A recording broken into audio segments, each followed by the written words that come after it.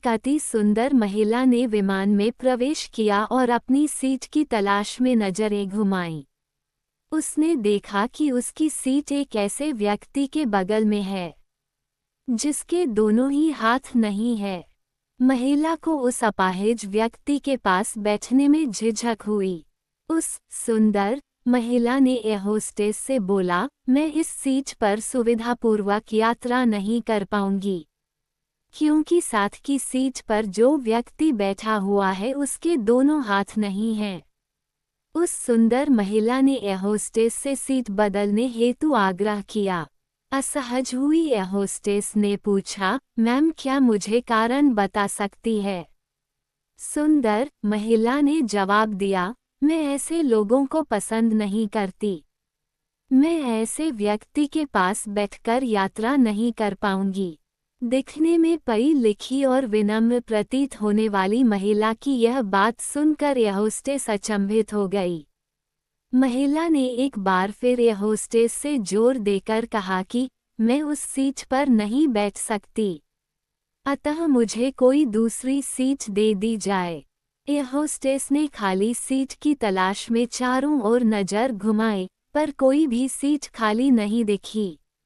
Air hostess ने महिला से कहा कि मैडम, इस इकोनॉमी क्लास में कोई सीट खाली नहीं है, किंतु यात्रियों की सुविधा का ध्यान रखना हमारा दायित्व है।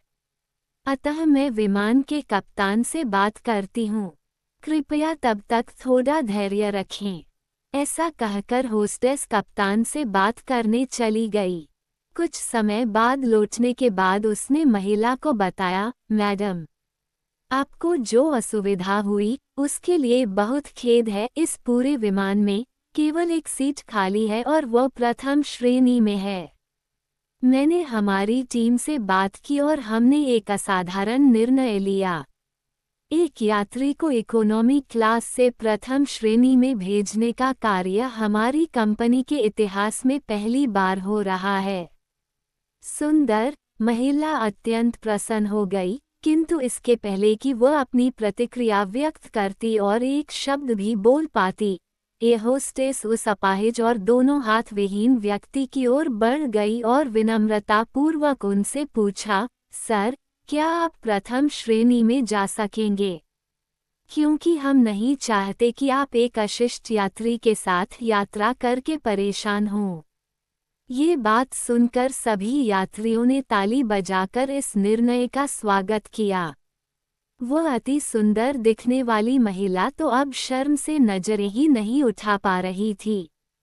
तब उस अपाहिज व्यक्ति ने खड़े होकर कहा, मैं एक भूतपूर्व सैनिक हूँ और मैंने एक ऑपरेशन के दौरान कश्मीर सीमा पर हुए बम विस्फोट में अपने दोनों हाथ खोए थे। सबसे पहले जब मैंने इन देवी जी की चर्चा सुनी, तब मैं सोच रहा था कि मैंने भी किन लोगों की सुरक्षा के लिए अपनी जान जोखिम में डाली और अपने हाथ खोए। लेकिन जब आप सभी की प्रतिक्रिया देखी तो अब अपने आप पर गर्व महसूस हो रहा है कि मैंने अपने देश और देशवासियों की खातिर अपने दोनों हाथ खोए।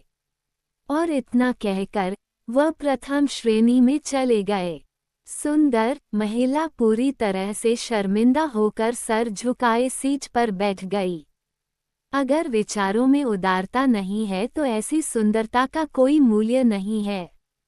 दोस्तों, कहानी कैसी लगी कमेंट करके ज़रूर बताना। कहानी पसंद आई हो तो वीडियो को लाइक शेयर करें और चैनल को सब्सक्राइब करें।